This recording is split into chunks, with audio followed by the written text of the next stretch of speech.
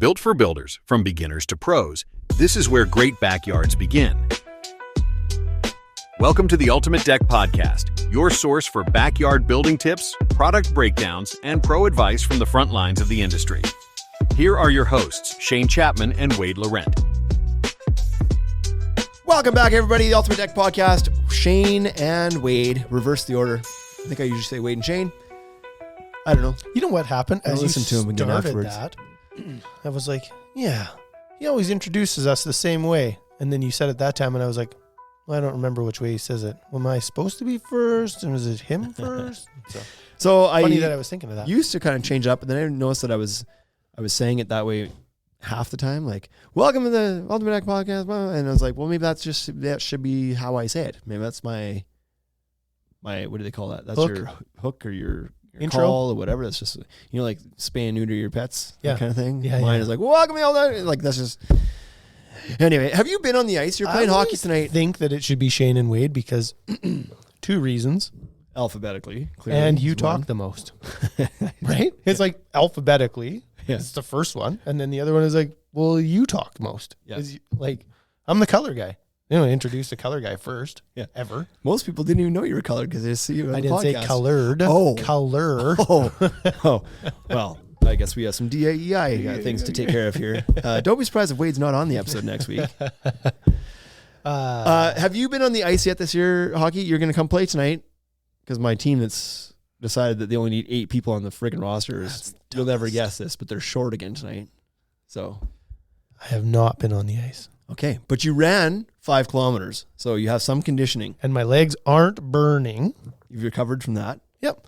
Hockey doesn't make me nervous. No? No.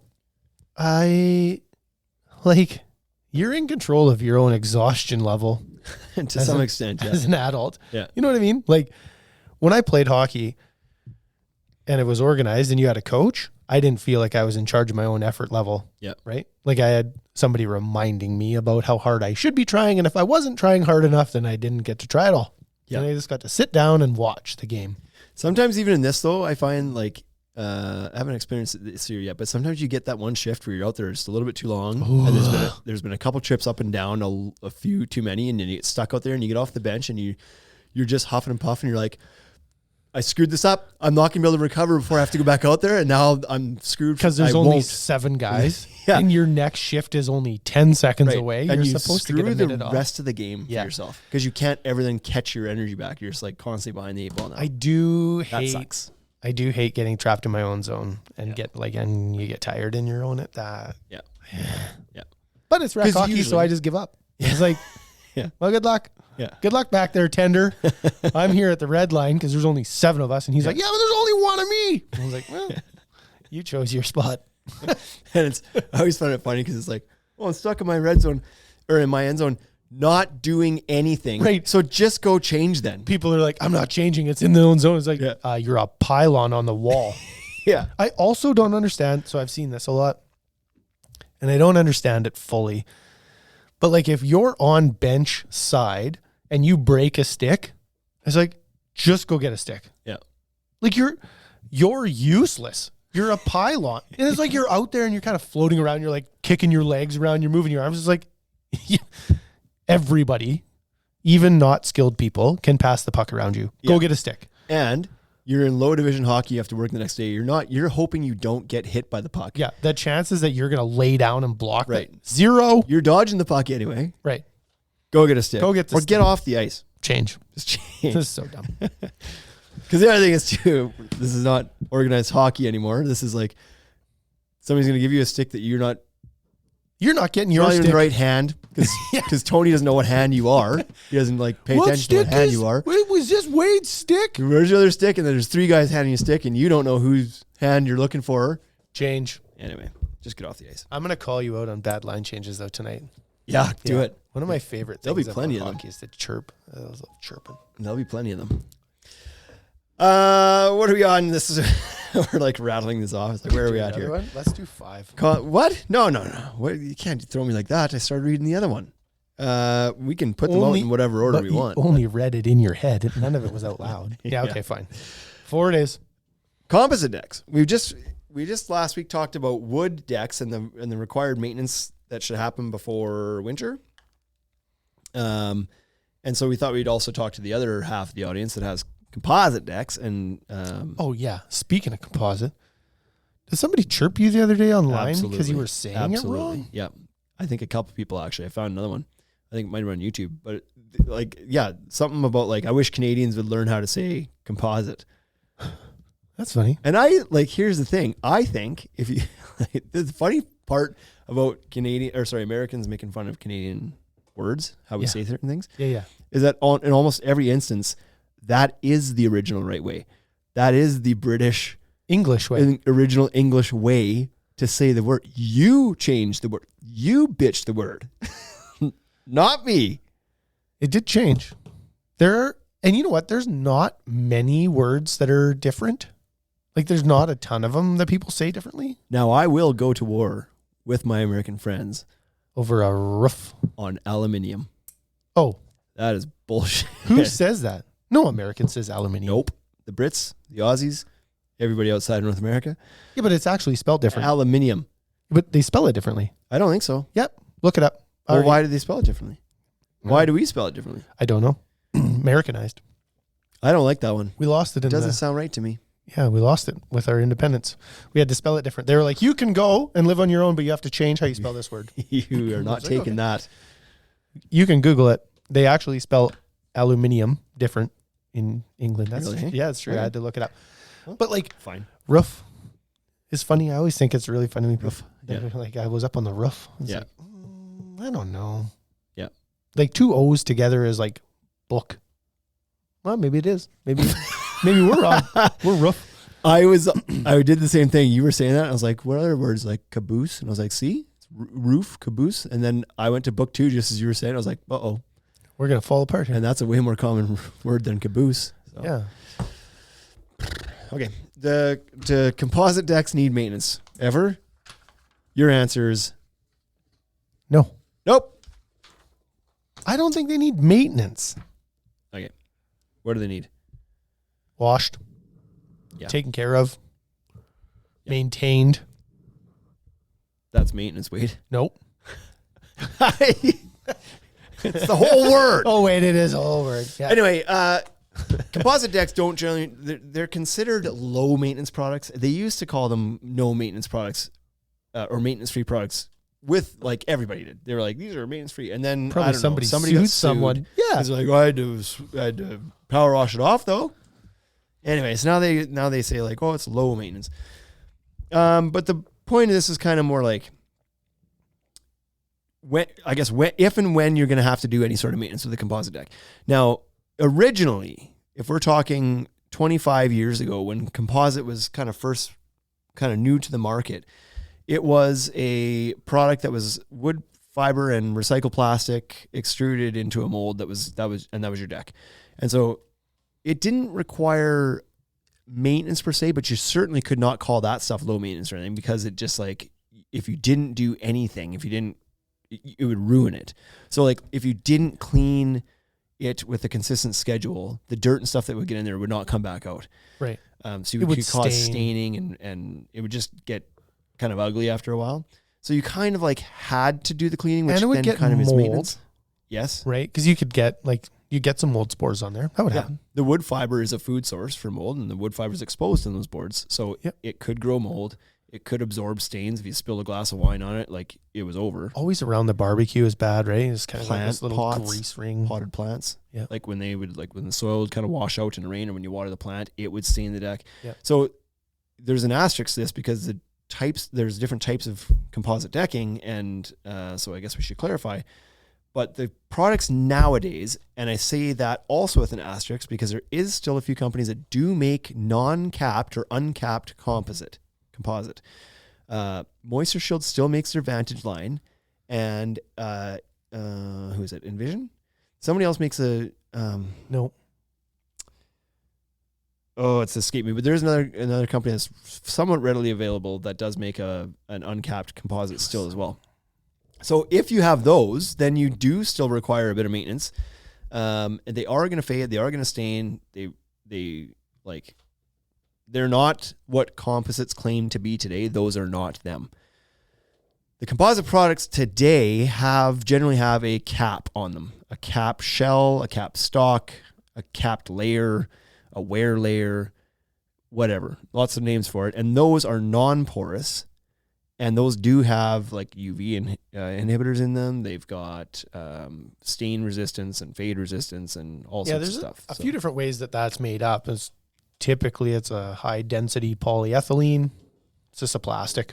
Yep. Some companies use like the same material that's on the dash of your car, right? It's like ASA approved plastic, yeah. So, but you can see it. If you grab a composite board and you look at like a cross section of that board, if it's cut and you turn and look at it, you can see the layer on top. Right. It's like an orange peel on top of the orange. That's it's right. That layer on top. It's thin, but you can covering everything else. Yeah. You might want to rinse that off. Yeah. And so sometimes you get people come in that say like, they've typically got the old composite decking and they ask if it can be stained or painted. And the answer, surprisingly, is yeah, you can. Yep. Like they will generally take stains because they are like a porous plastic and there's wood fiber in it. And I mean, if you spill some oil from your barbecue on it, it stains. Therefore, also when you apply it, then there actually are products out there that are specifically for this, but just what any oil-based stain will take. And they generally do hold paint well as well, so you can. But it's always kind of like, why? Why are you doing this? You're creating a maintenance schedule for sure. Yeah. So yes, you can technically, but I think you're better off just cleaning it and trying to like get the life out of it you can, and then replace it with a product that doesn't do that anymore. It's just going to be kind of faded, or it's going to be kind of brighter in that one spot for a bit. Yeah. That's the deal. So what we kind of generally recommend as the maintenance component, I suppose, to a composite deck these days is just to make sure it's clean.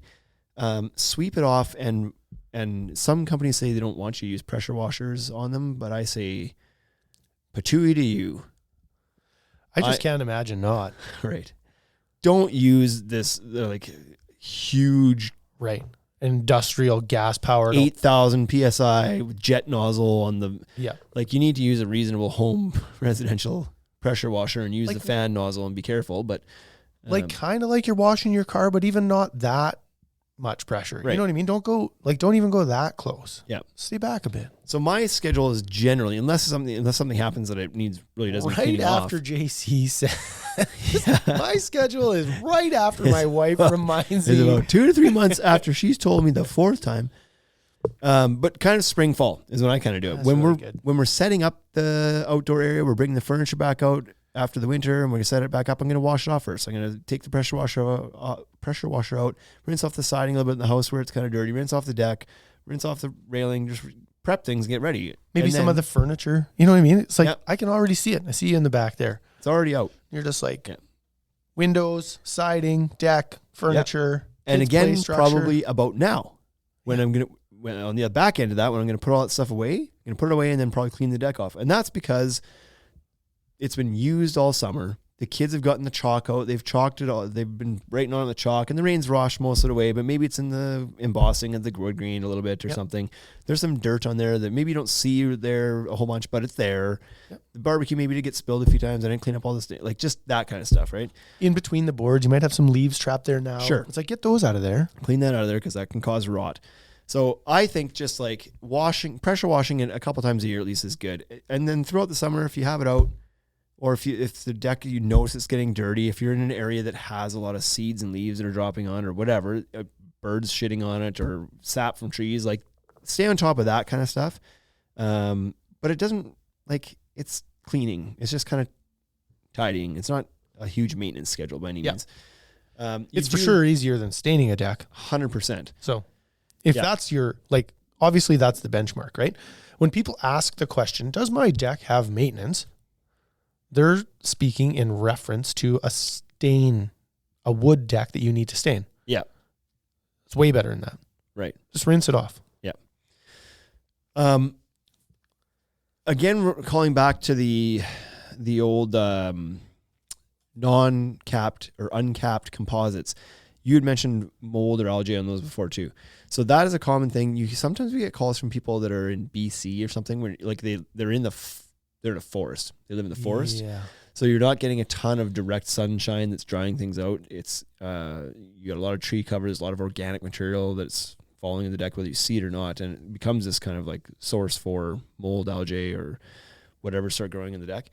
I don't know that that stuff's really hurting much of it. It can make it slippery at times, but it's unsightly. And so there's cleaners. There's cleaners you can use to kill the spores and clean that stuff up. It is going to be something you have to do over and over again. You're not going to there's no like, I've sterilized it now, so now it can't happen anymore. Yeah, that doesn't happen. It starts over.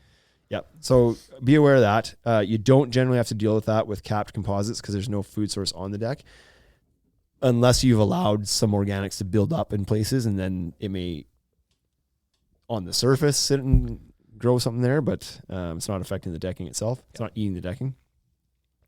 And then should I use or can I use cleaner on the deck as well? And the answer to that is yes. And we generally recommend people use either an approved cleaner. So we sell a product called Tud Suds that's used for decks. It's just like a citrus-based cleaner. So it's fairly friendly. Smells real good. Smells great, works great, cuts grease. So it's a good cleaner for the deck or the fence.